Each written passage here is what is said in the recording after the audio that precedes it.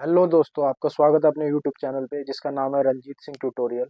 दोस्तों, आपका जो आज का टॉपिक होगा वो होगा होम विजिट पे। कि अगर आपको होम विजिट होती है घर पे, अगर आपका जो रिकवरी वाले आपका होम विजिट करते हैं तो आप उसको कैसे डील करेंगे। तो आपका आज का टॉपिक है होम विजिट। होम विजिट, देखिए दोस्तों, होम विजिट पे क्या होता है, जैसे आप पैसे नहीं भर पाते तो ये बैंक वाले क्या करते हैं, थर्ड पार्टी वालों को आपका केस देते हैं रिकवरी में पैसे वसूलने के लिए। तो ये थर्ड पार्टी वाले आपके घर पे आते हैं तो क्या प्रक्रिया होती है। पहले मैं आपको फर्स्ट पॉइंट बताना चाहूँगा इसका। अगर आपके घर पे कोई भी एजेंसी वाला थर्ड पार्टी वाला एजेंट आता है, रिकवरी का टट्टू आता है, तो उसे सबसे पहले आपको जो लेना है वो लेना है आईडी कार्ड। आईडी कार्ड जो आपको लेना है वो एजेंसी का नहीं, बैंक का लेना है। आपको उससे बोलना है आप बैंक का आईडी कार्ड दिखाइए अगर आप बैंक से आए हैं तो। दूसरा आपको लेना है authorization letter. Authorization letter, authorization letter क्या होता है।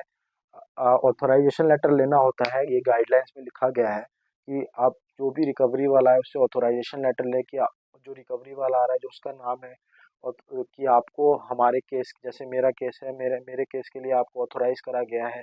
आपका नाम हो, आपका आपका नंबर हो, वही नंबर जो आपका आता है।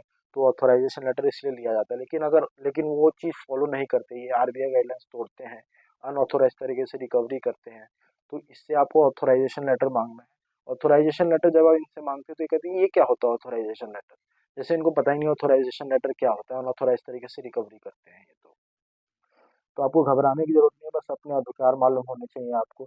जब इनसे आप आईडी कार्ड ऑथोराइजेशन लेटर मांगेंगे तो इनको खुद लग जाएगा कि कस्टमर को अपने अधिकार पता है, कस्टमर को अपनी गाइडलाइंस पता है कि आरबीआई क्या गाइडलाइंस होती है।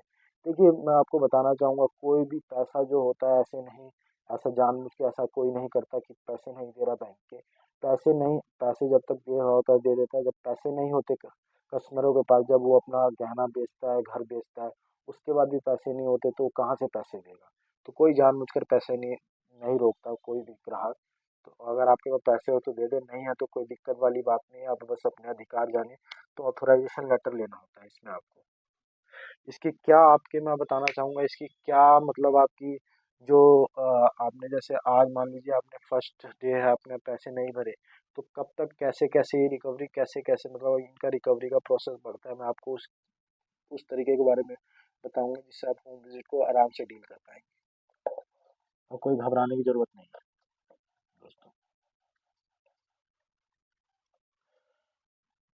सबसे पहले क्या होता है, जैसे आपने फर्स्ट मंथ में पैसे नहीं भरे तो ये क्या होता है, 0 से 30 दिन मतलब 1 महीना, ये इसमें बकेट होते हैं, बकेट बकेट में जाते हैं केस। तो ये अभी 0 बकेट में होता है। फिर इसके बाद आता है आपका 31 से 60 दिन, इसमें बकेट वन में चला जाता है। फिर 61 से 90 डेज मतलब तीसरा महीना दूसरे बकेट में चला जाता है। फर्स्ट मंथ में ये क्या करते हैं, कॉलिंग करते हैं सिर्फ। वो भी एक कॉल आएगी रोज, पूछेंगे पैसे क्यों नहीं भर रहे, तो आप बताएंगे तो वो रख देंगे, वो कोई दिक्कत नहीं है।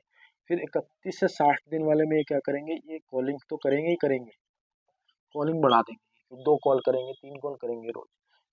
ठीक है। फिर इसमें ये एक विजिट करेगा, जो रिकवरी का टट्टू होगा वो एक अकेले आएगा, वो एक विजिट करेगा, वो पूछेगा रहते हैं नहीं रहते, वो चला जाएगा दूसरे महीने में। तीसरे महीने पे इन पे प्रेशर आ जाता है, पीछे से टीएल का डंडा ज़्यादा हो जाता है इनको, तो प्रेशर आ जाता है। तो इसमें ये कॉलिंग तो करेंगे, कॉलिंग पे बदतमीजी पे भी उतर जाते हैं, गाली गलौज भी करते हैं।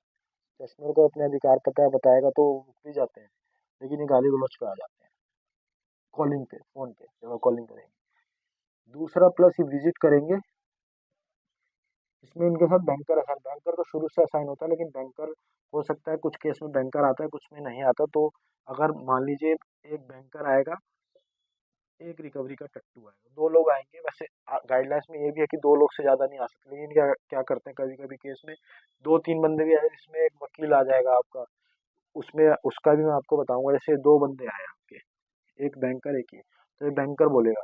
और एक चीज़ और बता दूं, जब बैंकर आता है तो बैंकर बैंकर जब आता है तो उसमें जैसे मैंने आपको ऑथोराइजेशन लेटर बताया था, उसमें ऑथोराइजेशन लेटर की बैंकर को जरूरत नहीं होती, सिर्फ आईडी कार्ड की जरूरत होती है। तो इसमें सिर्फ बैंकर आएगा तो आईडी कार्ड दिखना है सिर्फ इसको, आपको उसके लिए भी कोई डरने की जरूरत नहीं है। बस अधिकार पता होना चाहिए। पैसे पैसे हैं तो दे दीजिए, पैसे नहीं है तो कोई कुछ नहीं कर सकता। आपका अधिकार बस आपको मालूम होना चाहिए। तो इसमें ये आपसे बोलेंगे जी आपका ये केस हो जाएगा, वो हो जाएगा। आप इनसे बोलिए लीगल कर दीजिए सर। आप आपको जो लीगल करना करिए, लेकिन तमीज़ से बात करिए। बस आपको सबसे बड़ा क्या करना है, आपको अपना फ़ोन लेना है, कैमरा खोल देना है उनके सामने आते ही। इससे क्या होगा, आपकी हरासमेंट भी कम हो जाएगी, वो भी जान जाएगा सामने वाला जो आएगा कि इनको अपने अधिकार पता है। तो कस्टमर को अपने अधिकार पता है, तो आप अनऑथोराइज तरीके से रिकवरी नहीं कर सकते, आपको आरबीआई गाइडलाइन में चलना ही पड़ेगा। तो आपको फ़ोन खोल देना है, फ़ोन करके आप खोल दो या किसी को आप पकड़ा दो, फ़ोन खोल देना है आपको, वीडियो बनानी है उनकी पूरी। तो अगर वो बदतमीजी से बात करेंगे, वो समझ जाएंगे कस्टमर को अपने अधिकार पता है, वो फिर चले जा भी जाते हैं। कभी कभी केस में क्या होता है, जब ज़्यादा हैंड आते हैं इनको, तो ये एक बैंकर, एक रिकवरी का टट्टू, एक एडवोकेट को ले आएंगे। एडवोकेट का साथी होता है वो एडवोकेट, वो फिर एडवोकेट को ले आते हैं। एक साथ ही एडवोकेट मतलब 3 लोग आ जाते हैं। तो इसमें आपका क्या होगा, इसमें बैंकर नहीं बोलेगा, इसमें रिकवरी का डॉक्टर या एडवोकेट बोलेंगे कि सर आप ये कर दीजिए, लीगल हो जाएगा। तो आपको डरने की जरूरत नहीं है, आप उनसे बोल दीजिए आप लीगल कर दीजिए। लेकिन आप बदतमीज से बात मत करिए। यहाँ तक कि गाइडलाइंस में आपका केस किसी को डिस्क्लोज भी नहीं कर सकते, चिल्लाने के तो छोड़िए, केस डिस्क्लोज नहीं कर सकते। यहाँ तक कि आपके फैमिली में आपके किसी, जैसे फादर मदर, किसी को भी केस डिस्क्लोज नहीं कर सकते। लेकिन कस्टमर को अपने अधिकार पता नहीं होते तो ये बताते हैं, तो कस्टमर सोचता है कि ये वो। तो ऐसी कोई बात नहीं, अब उन्हें बस अधिकार पता होने चाहिए।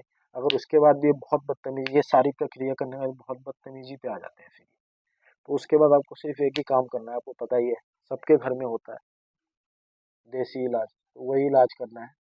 पहले प्यार से समझाइए। एक कहावत है, लातों को भूत बातों से नहीं मानते, तो वही वाले आपको काम करना है इसमें। तो वही वाला इसमें आपको काम करना है। इसमें आपको पहले उनको समझाना है, समझ में ना आए तो उसके बाद केस होगा भी नहीं। अगर वो केस करेगा भी तो सिर्फ आपको मारपीट की धारा लगेगी, आप पे उन पे बहुत सारी धारा लगेगी आरबीआई गाइडलाइंस तोड़ने की। 3 लोग आए हैं, इसकी बदतमीजी की, नोटिस की, अगर धमकी दे रहे हैं नोटिस चिपकाने की, तो उसकी बदतमीजी कर रहे हैं, ऑथराइजेशन लेटर नहीं। मान लीजिए ये एडवोकेट बदतमीजी कर रहा है, लीगल चिल्ला चिल्ला के बात कर रहा है, तो ये खुद ही केस नहीं करेंगे आप पे। तो घबराने की जरूरत नहीं है, बस अपने अधिकार जाने। और ये जो मैंने आपको बताया, जैसे इलाज जब भी करें जब ये माने ना, वैसे इतने में इनका हो जाएगा। इतने में इनको खुद ही लग जाता है, कस्टमर को अपने अधिकार पता है, खुद ही वापस लौट जाते हैं। बस वीडियो आप बनाइए, वीडियो कराइए, ठीक है। और 3 महीने, और एक चीज़ और बताना चाहूँगा, 90 डेज, इसमें जो बकेट होते हैं 7 होते हैं, ठीक है। 3 महीने बाद जो आपका केस है वो एनपीए हो जाता है। एनपीए की फुल फॉर्म है नॉन परफॉर्मिंग एसेट्स। दोस्तों नॉन परफॉर्मिंग एसेट्स मतलब वो 3 महीने अगर अब आपके लोन अकाउंट में पैसे नहीं गए, तो बैंक वाले उस लोन को एनपीए कर देते हैं, उस अकाउंट को एनपीए मतलब अपने अपने बैलेंस शीट से हटा देते हैं कि ये पैसे मतलब अब नहीं आएंगे, तो ये एनपीए कर देते हैं। लेकिन बैंक वाले ये भी चाहते हैं कि एनपीए ना हो, लेकिन हो जाता है अगर कस्टमर में पैसे नहीं होते तो। अगर एक बैंक का एनपीए 25% से ज़्यादा हो जाएगा तो बैंक डूबने के कगार पे भी आ जाता है। तो ये नहीं चाहते कि इनका एनपीए हो। ठीक है दोस्तों, तो नॉन परफॉर्मिंग एसेट्स ये होता है, बाकी मैं आपको बताऊंगा। और जैसे मैंने आपको बकेट 1 बकेट 2 बताया बताया, ये बकेट 7 तक जाता है, मतलब 8-9 महीने में केस आपका, 3 महीने में आपका एनपीए होगा, 7-8 महीने में आपका केस जो हो जाएगा वो राइट ऑफ हो जाएगा।